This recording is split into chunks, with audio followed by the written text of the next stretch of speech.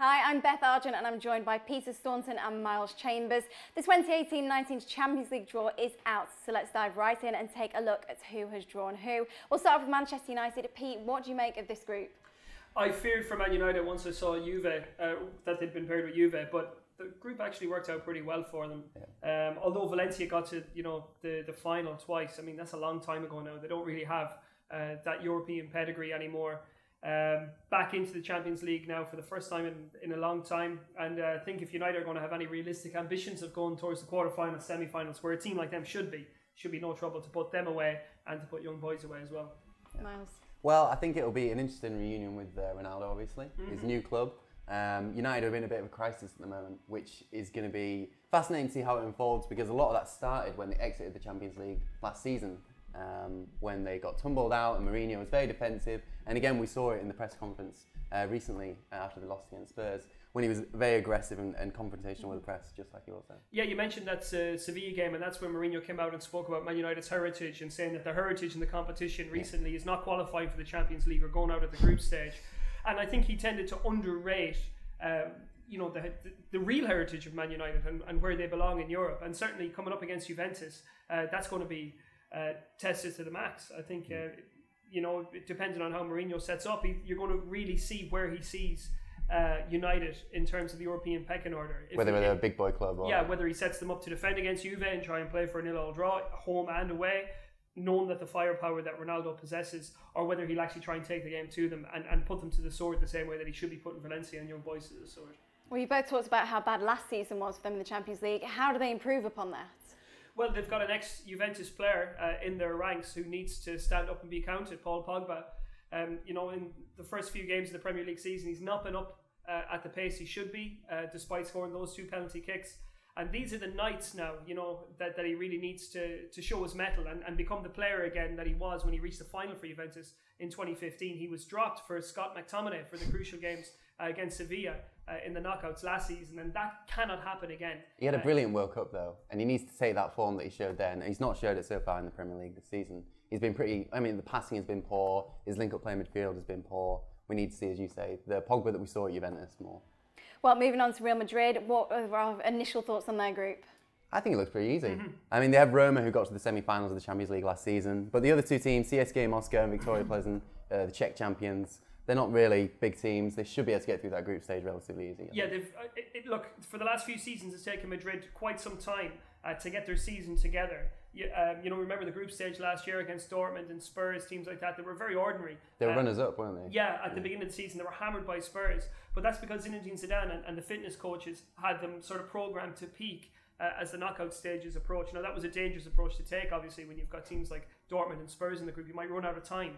But in this group, who have we got? Roma, CSKA and Victoria Pilsen. Should be no problem. You probably maximum points you would have to say for Real Madrid in that group. Yeah. I know Roma have good pedigree in this competition recently, semi-finals last year, but they've lost obviously their goalkeeper Alisson. Robin Olsen, who's come in to replace him, hasn't looked secure in the opening few Serie A games, and there's a few, I suppose, issues that need to be ironed out at Roma before they're going to have what you would term their full potential and sort of the maximum capacity for the season. So it should be no problem for the defending champions there. So you think potentially a fourth consecutive title for them? I think it's a little bit early to say. I think they've lost too much for me in Cristiano and Zinedine Zidane. Yeah, it's going to be a massive blow, losing two pivotal figures during the last 3 years when they've won back-to-back titles. I'd say it's open once again. Are they inequipped without Ronaldo, would you say? I'd say they're still equipped to get to the last four. I think it's going to be interesting to see if they can get over the line. As Pete said, they tend to peak towards the end of the season with Zidane, with Ronaldo. Can they continue that or not? Have we seen the end of an era? The way that we had the sort of dominant Barcelona time about a decade ago. They're going to have to come up with 50 goals a season from somewhere. I know Gareth Bale has started the season quite well for Real Madrid, but you can say sort of 15 to 17 of those goals come in the Champions League at massive times as well. Look at the time of the goals he scored, for example, against Juventus in the quarterfinals last year. It's those kind of moments that Cristiano Ronaldo was designed for, and I don't think that Benzema and I don't think Bale even I don't think they have that sort of star quality that Ronaldo seems to arrive with right at the precise moment that it's needed. He's the greatest goal scorer in Champions League history. He outstripped Messi the last few seasons. They were neck and neck for quite a while in the goal scoring tallies, and he's just blown them away. And as you say, it's hard to see how they've replaced him. Mariano's come in.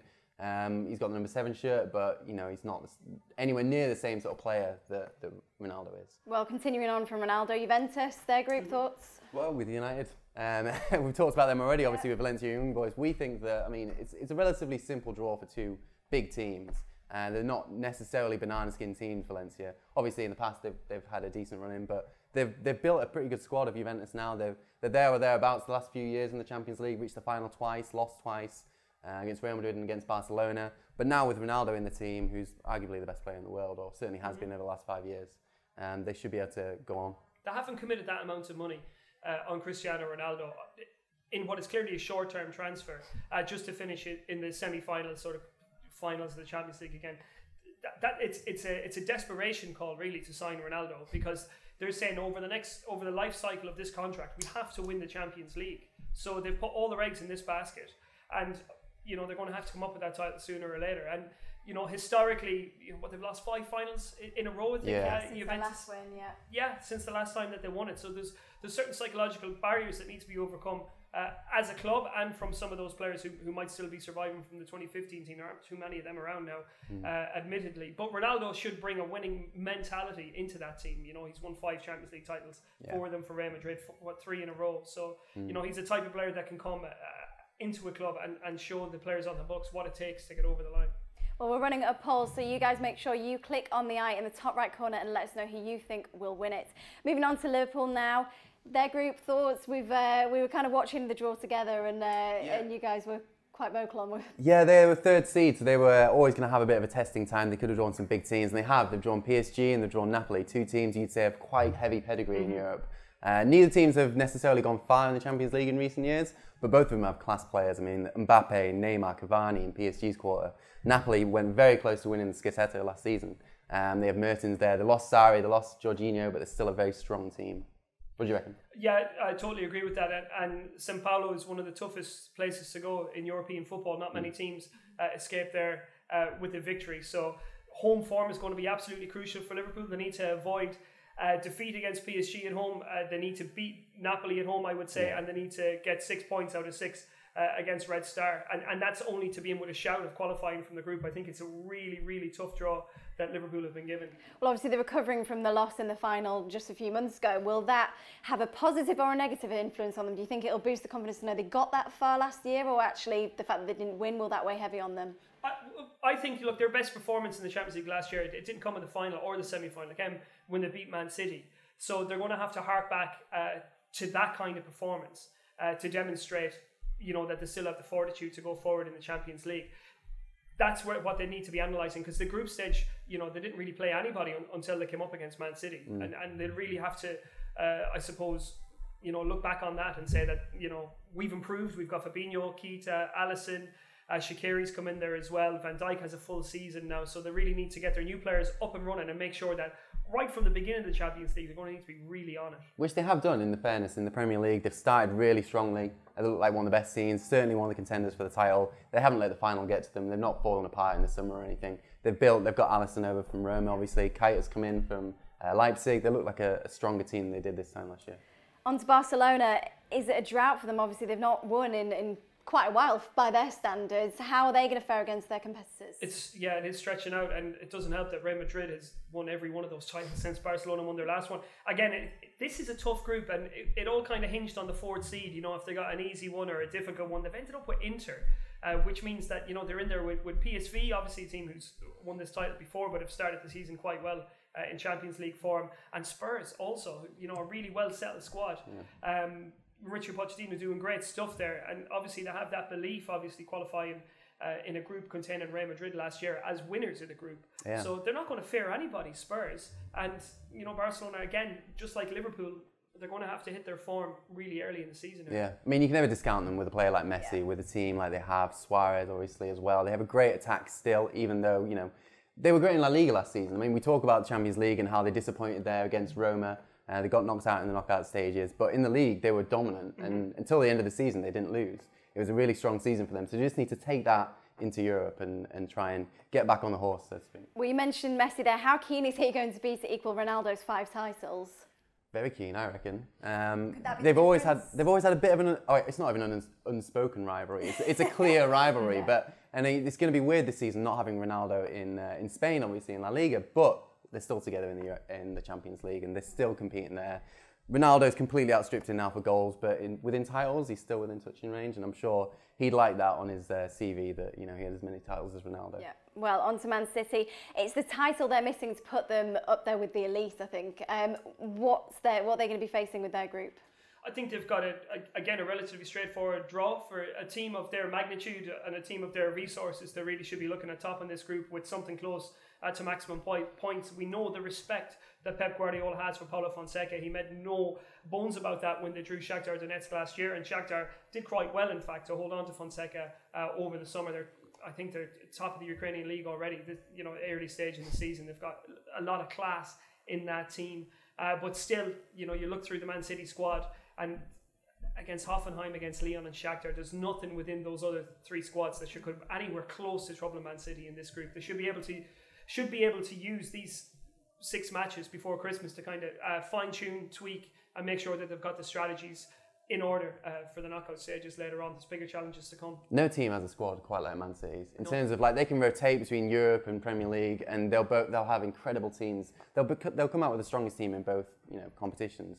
They don't have De Bruyne, which is going to be a little bit of a setback because he was so brilliant last season. But Bernardo Silva has started so strongly in that position, and I can't see any reason why he'd fall off.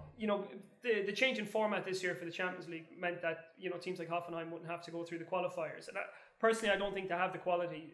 I don't think they would have qualified if they had to go through the qualifiers. They're not what you would call, for me, I don't think they're a European quality team. I don't think they're a Champions League quality team. So that should be 6 points. Lyon are hit and miss. They've got some of the most outstanding young players in Europe. In Ndombele, in Terrier, and obviously they've got Bertrand Traore and Memphis Depay, who Premier League fans might know a little bit about as well. But their form, has a tendency to be uneven. If they can hit their marks, they should be able to sort of get a draw against Man City at home, or maybe even beat them at home. But I just worry about them that they're going to drop too many points away from home, and nobody's going to come close to the points total that Man City are going to have come the end of this group stage. Okay, well, a few final mentions. PSG. Thoughts on their group? Obviously, they've held on to Neymar and Mbappe. Is this going to be a good season for them? Look, if they're going to win the Champions League, they have to consider themselves favoured for this group. I know Liverpool, last year's finalists, and Napoli, who've obviously they've caused a few upsets in this competition over the last few years. They're going to be a tough test. But if PSG are going to go any further, they really need to be looking at top in this group and getting a favourable draw in the second round. I think they're one of the favourites for me, PSG. Okay. I think if they hadn't have lost Neymar to injury last season, it could have been a different story in that second leg against Real Madrid. I don't see any reason why their team is weakened at any point. I still think they have the best attacking trident in Europe. I think they'd be one to watch. Obviously, they have a hard group, and there are some banana skins there with Liverpool and Napoli. But I still think that when push comes to shove in the knockout stages, they'll be there. And finally, Atletico Madrid, they held on to key players over the summer. Is this going to be a difference for them? I think it's a relatively tough group that they have as well. But the inspiration of playing the final in their home turf should be able to sustain Atletico as the season goes on. And again, it looks like a tough group on paper, but if they're going to have any ambitions of going that far, they really need to be thinking about topping this group. They had a great summer. They held on to Godin, they held on to Oblak, they held on to Griezmann, they signed Thomas Lemar, who gives them something that they didn't have last season, a bit of pace on the wings. I love watching Atletico Madrid. I think they've got a really strong strategy for going far in knockout competitions. And you think of the alterations that have had to be made at Dortmund, and Monaco have taken a step back from that team that they were when they won the French league. So have Dortmund as well. Dortmund aren't the team we saw 5 years ago under Klopp. They don't have the same strength in depth. They don't have the same strength in the starting 11. Monaco do still have some talent. I mean, Falcao's still knocking around there. Tielemans moved there. Golovin will be injured probably for the majority of the group stage. So I think Atletico Madrid are definitely favourites in that group, and as we said, they definitely have that incentive to get further in the competition with the stadium. I think they're going to go further in the competition than Real Madrid. That's my. Well, that leads us nicely on to predictions. I know it's very, very early. Who do you think is going to win it? I'm going to say PSG. As I said a minute ago, I think PSG could definitely go all the way this time. There's a group of about 8 of them. Any of them could win it, really. Well, yeah, I would take Real Madrid out of that gaggle of teams I think can win it. I don't think their manager is good enough. Losing Zidane from a psychological perspective is tough for them. They haven't really strengthened the squad for my money, and Ronaldo's gone, so I would discount them immediately. I'm going to say Barcelona this year. I think they've got a settled squad. They've made good improvements. Artur and Coutinho, who's obviously eligible for the Champions League now, and they've got the X factor and Lionel Messi up front. So I think this is the year that Barca are going to come roaring back. Okay, finally, who are the dark horses? Inter could be a dark horse, I guess. Tough group though. It's a tough group, but if they knock out Spurs, then everyone can fear them. Essentially, I think that they have a much stronger squad than they have in recent years. People sort of forget, Inter during the 90s were a strong team. I think they won in 2010. Was it under Mourinho? Yeah. So they've got some decent recent pedigree, and I think they could surprise a few people. Somebody is going to have to qualify from that group that contains Lokomotiv, Porto, Schalke, and Galatasaray. And for me, I think those teams, you could have put any one of them in any one of the 4 pots and they wouldn't look out of place in terms of the sort of pedigree that they have in this competition. So maybe one of the teams from that group, maybe Galatasaray or Porto for my money, might be one of the surprise quarterfinalists. Okay, well thanks very much Pete and Miles. You can follow these guys on Twitter and Instagram. Just follow the links in the description. Let us know in the comments section who you think will be the winners and losers of this season's Champions League. Make sure you hit the subscribe button and the bell icon to get all the latest football news and analysis direct from goal.